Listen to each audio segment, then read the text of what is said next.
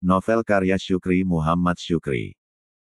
Bale-bale ruang dapur sebagai tempat mereka mengobrol.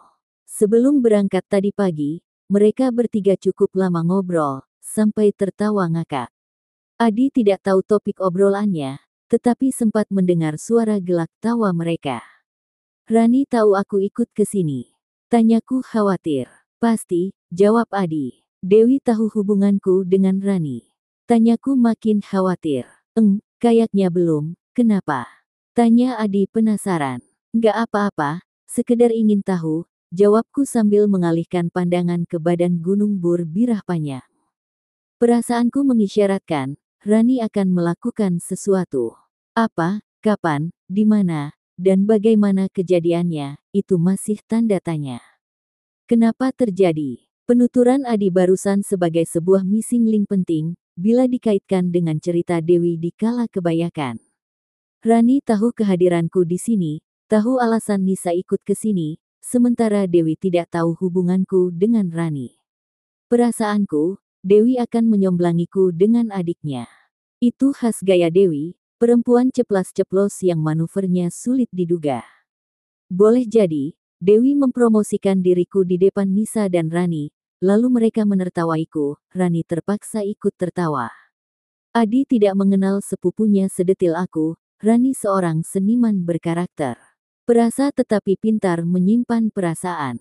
Hatinya sedih, tetapi wajahnya ceria. Gejolak asmara menggelegak, parasnya tetap sedingin pualam. Seperti saat mengukur pakaianku di Tanjung Pedemon, dia tidak kikuk, bahkan seolah-olah tidak mengenalku. Sampai-sampai orang di sekitarnya tidak pernah tahu hubungan kami. Itulah kehebatan paling kukagumi dari kepribadian seorang Rani. Dengan bangga, Adi menceritakan obrolan Dewi, Nisa dan Rani di bale-bale rumahnya tadi pagi. "Baru pagi itu Rani bisa tertawa lepas," kata Adi. "Bahkan, Aman Adi sekeluarga sangat bahagia, mengetahui progres kemajuan Rani.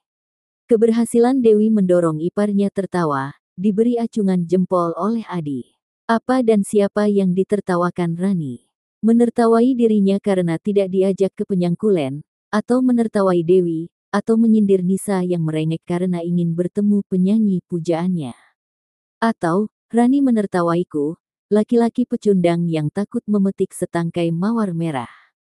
Beribu pertanyaan berseliweran di benakku.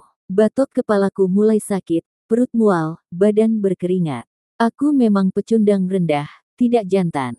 Sengaja kunyanyikan lagu, "Di wajahmu kulihat bulan," seolah-olah karena dendam atas lamaran tak berujung, padahal Rani menerimaku apa adanya. Lalu, kubiarkan dia menangis, bergayut di paha ibunya. Kenapa waktu itu tidak kudatangi, lalu kuhibur Rani dengan kata merayu nan puitis.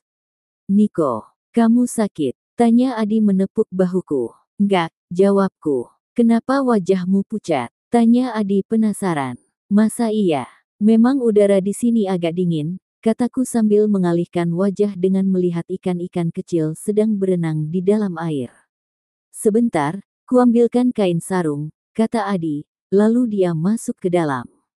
Kepalaku makin pusing, memikirkan kemungkinan terjadinya sesuatu terhadap si mawar merah. Badanku gemetar bukan karena angin dingin, tetapi takut terjadi peristiwa menyedihkan.